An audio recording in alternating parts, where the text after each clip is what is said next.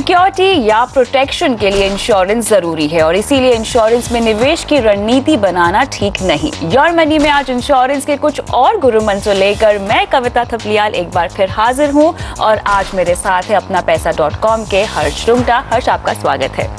चलिए जल्द से जल्द शुरू करते हैं हमारा सवाल जवाब का सिलसिला और हमारे पहले दर्शक फोन लाइन पर हैं पुणे से सौरभ श्रीवास्तव। गुड इवनिंग सौरभ, बताएं आपका सवाल क्या है?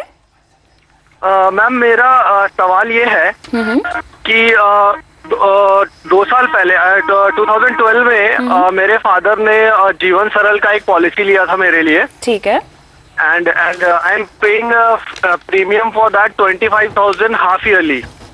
ठीक है। तो मैंने थोड़ा रिसर्च किया and what I observe through blogs is कि it is more like I mean saving scheme के जैसा है, बिकॉज वो कवरेज ज्यादा नहीं प्रोवाइड करता है। बिल्कुल। And I am paying 50,000 annually for that, whereas I can get term insurance of around maybe 1 crore of between 8 to 12,000 per annum by paying. जी। So my question is कि should I go for another term insurance apart from this जीवन सरल? Is it good for me or what should I do? बिल्कुल, उससे पहले आप अपनी सालाना आय मुझे बताएंगे? 4,70,000। ठीक है। और आपके परिवार में कौन कौन है? My parents and 2 sisters. ठीक है।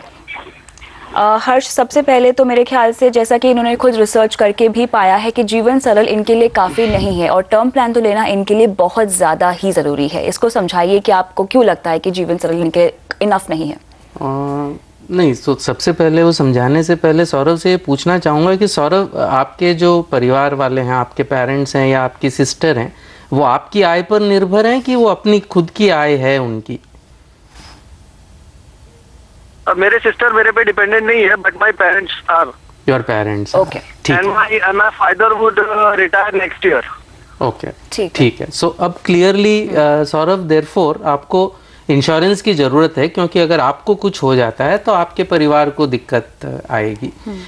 और ऑब्वियसली ये जो 10 लाख का कवर आपको मिला है, 50,000, मतलब ये करीबन 250 गुना मंथली इंस्टॉलमेंट का रफली 10 लाख का इसका कवर होगा।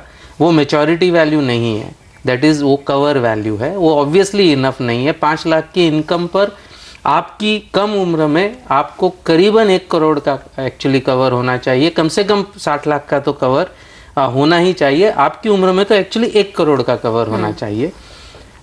जीवन सरल में आपने एकदम सही है। अब आप देर आए दुरुस्त आए बोलते हैं। आपके जो 2 साल के प्रीमियम है वो चले गए, उसको आप जाने भी देंगे आप तीसरे प्रीमियम से, क्योंकि अब इसका कोई सरेंडर वैल्यू नहीं है।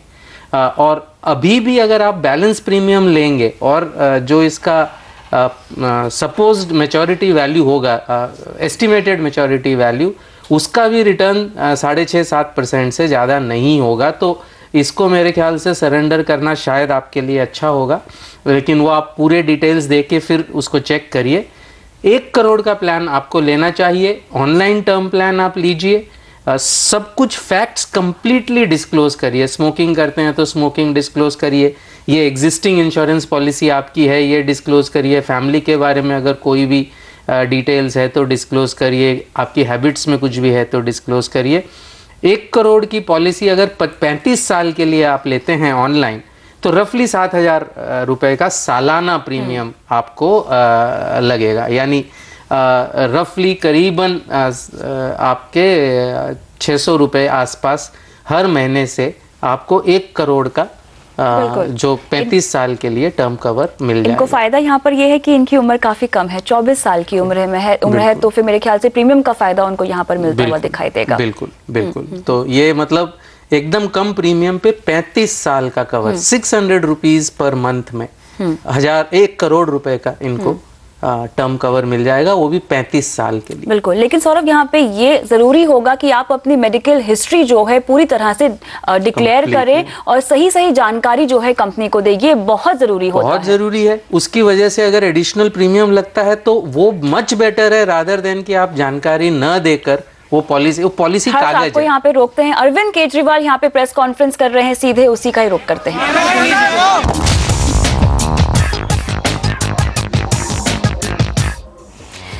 योर मनी में आपका फिर से स्वागत है। आज हमारा फोकस है इंश्योरेंस पर। सवालों के जवाब दे रहे हैं हर्ष रुंगटा। लेते हैं अगला सवाल। यहाँ पे हमारे साथ फोन लाइन पर अंकुर गुप्ता है। नमस्कार अंकुर, सवाल पूछिए। नमस्कार कविता जी। जी नमस्कार। मैं मुजफ्फरनगर यूपी से बोल रहा हूँ। हाँ हाँ।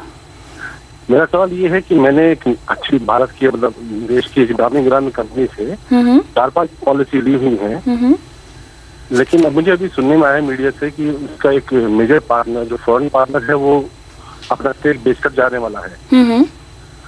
और ऐसे में मैंने कंपनी से इंक्वायरी भी करी कि इस पोजीशन में क्या होगा, और उनकी ब्रांचेस भी यहाँ यूपी में कम हो गई हैं पहले से काफी। तो इनके मेरी पॉलिसी मतलब ये कंपनी जाती है तो इस केस में मैं क्या कर सकता हूँ, मतलब कभी कुछ प्रॉब्लम होती है इन कंपनी बिल्कुल बिल्कुल। तो मेरी पॉलिसी का क्या स्टेटस रहेगा? जी अंकुर, आपके सवाल का जवाब दें। आप फिर से अपनी कंपनी बताएंगे जहां से आपने ये 4 पॉलिसीज ली हैं। मैं कंपनी का अगर आप पूछना चाहते हैं, अवीवा कंपनी है। अवीवा है, ठीक है। अवीवा कंपनी है, डाबर के साथ टाई अप है इनका। जरूर जरूर, ठीक है। देते हैं आपके सवाल का जवाब। तो हर्ष, यहाँ पे अंकुर की तरह कई दर्शक होंगे जिनके मन में भी ये सवाल होगा कि जब किसी फॉरेन कंपनी ने अपना स्टेक कम कर दिया या पूरा होल्ड ले लिया अगर इंडियन कंपनी पे, तो उनकी इंश्योरेंस पॉलिसीज का क्या होगा? तो क्या जवाब है? बहुत ही वैलिड क्वेश्चन है अंकुर जी, और इसके बारे में स्वाभाविक है कि कंज्यूमर्स को फिक्र होगी। बिल्कुल। तो 2 चीज़ें कहना चाहूँगा। एक तो हर इंश्योरेंस कंपनी रेगुलेटेड है IRDA के द्वारा। एब्सोल्युटली। और IRDA का एक सॉल्वेंसी रेशो होता है, तो इसमें तो पार्टनर चेंज हो रहे हैं। अगर कोई कारण से बहुत कम ऐसा होता है, बट अगर कोई कारण से इंश्योरेंस कंपनी इटसेल्फ में प्रॉब्लम आती है तो भी आपकी पॉलिसी टेक ओवर हो जाएगी। मतलब ये नहीं, अब रहा सवाल पार्टनर का, तो ये ऐसा नहीं कि पहली बार हो रहा है। हमने देखा AMP सनमार में भी देखा, सनमार AMP बाहर चले गए। हमने देखा मैक्स न्यूयॉर्क लाइफ में न्यूयॉर्क लाइफ बाहर चला गया, बहुत ही आसानी से उसके नए पार्टनर्स आ गए। यहाँ पे भी इस पर्टिकुलर कंपनी की जो वो बात कर रहे हैं, अगर फॉरेन पार्टनर जाता है, वो अभी तक स्पेक्यूलेशन में है, अगर जाता है तो भी ये नहीं भूलना चाहिए कि इंडियन पार्टनर 74% है, डाबर इज 74% शेयर होल्डर। और कोई नई भारत का जो इंश्योरेंस का मार्केट है बहुत ही अट्रैक्टिव मार्केट है। तो मेरे ख्याल से इसको कोई दूसरी कंपनी आ जाएगी या जो एग्जिस्टिंग इंडियन पार्टनर है वो इसको रन करेगा। क्या होगा, I don't think there is any problem. तो कंज्यूमर को कोई वरी करने की जरूरत नहीं है। इन्होंने क्या टाइप की पॉलिसी ली है वो भी पूछ सकते हैं। जहाँ अंकुर जी क्या टाइप की पॉलिसीज ली है? Term policies? टर्म पॉलिसीज भी हैं, कुछ मेरा इन्वेस्टमेंट बच्चे की पॉलिसी है मेरे। और मैं थोड़ा सा परेशान इसलिए हूँ सोचकर, क्योंकि इनकी जो ब्रांचेस थी यूपी में अभी 1 साल भर पहले और आज की तारीख में काफी कम हो गई है उसके बाद। ओके, ठीक है। तो मेरे ख्याल से उसी एक तर्ज पे वो थोड़े से परेशान है और उन्हें लगता है कि उनकी पॉलिसीज पे असर ना पड़ जाए। बिल्कुल। अगेन ये 2-3 अनरिलेटेड चीजें जो हैं साथ में हो गई अंकुर जी। कोई भी इंश्योरेंस कंपनी को ब्रांच बंद करने से पहले IRDA से अप्रूवल लेना होता है। IRDA को ये अश्योर करना होता है कि जिस ब्रांच से जो पॉलिसीज सर्विस हो रही थी वो अब कहाँ से सर्विस होंगी। तो अगर उसमें सर्विसिंग में आपको कोई दिक्कत आ रही है तो वो क्लियरली कंपनी उसको एड्रेस करेगा, नहीं करेगा तो IRDA में जो ग्रीवियंस सेल है वो एड्रेस करेगा। उससे ब्रांचेस खोलना बंद करना एक ये नॉर्मल बिजनेस का जो कहते हैं कि एक नॉर्मल बिजनेस का चलन है। तो उससे कोई निष्कर्ष निकालना मेरे ख्याल से सही नहीं होगा। पार्टनर जाते हैं वो भी एक नॉर्मल बिजनेस नहीं कह सकते, लेकिन होता है। लेकिन जैसे कि इनको दिक्कत आ रही है कि ब्रांचेस बंद हो गई हैं, तो क्या ये कंपनी के पास जाके पता लगा सकते हैं कि नियरेस्ट ब्रांच कौन सी है जहाँ पे इनको जो भी दिक्कतें हैं जाके उनके साथ शेयर कर सकते हैं, उन्हें पूछ सकते हैं? बिल्कुल जा सकते हैं। कंपनी का सेंट्रलाइज्ड कॉल सेंटर है, वेब सर्विसेज हैं। और अगर एड्रेस नहीं हो रही हैं इश्यूज, एजेंट होगा तो एजेंट एड्रेस करेगा, और अगर नहीं हो रही है तो वेबसाइट पे ग्रीवियंस में जाएंगे तो तुरंत एड्रेस हो जाएगा। तो घबराने की बात नहीं है अंकुर जी, दैट इज ऑल जो मैं कहना चाहूंगा। बिल्कुल। तो अंकुर, उम्मीद करते हैं कि आपके तमाम सवालों का जवाब आपको योर मनी से मिल गया होगा। और फिलहाल वक्त है ब्रेक का, लेकिन सवाल जवाब का सिलसिला जारी है, बने रहिए हमारे साथ।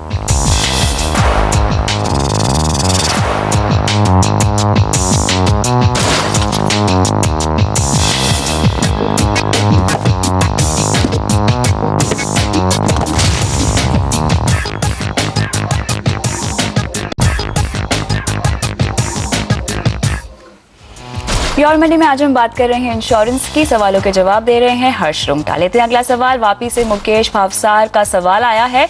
इन्होंने max life premium return term plan लिया है। इसका सालाना प्रीमियम ये भरते हैं 20,000 रुपए और ये कहते हैं कि 11 साल के बाद सम एश्योर्ड 5.5 लाख तक का इनको मिलेगा। 20 साल तक का टर्म कवर है ये। और अब इनका सवाल ये है हर्ष कि क्या 3 साल प्रीमियम भर के ये प्लान को पेड अप कर सकते हैं या नहीं? क्या जवाब होगा? सो 2-3 चीज़ें। ये जो एक रिटर्न ऑफ प्रीमियम प्लान है, ये बहुत ही एक अजीब जंतु है, न जानवर है न चिड़िया है। ठीक है, इससे तो ट्रेडिशनल मतलब मेरे मुंह से निकल रहा है कि इससे तो ट्रेडिशनल प्लान अच्छा है कि कम से कम कुछ आगे तो बढ़ने का चांस रहता है।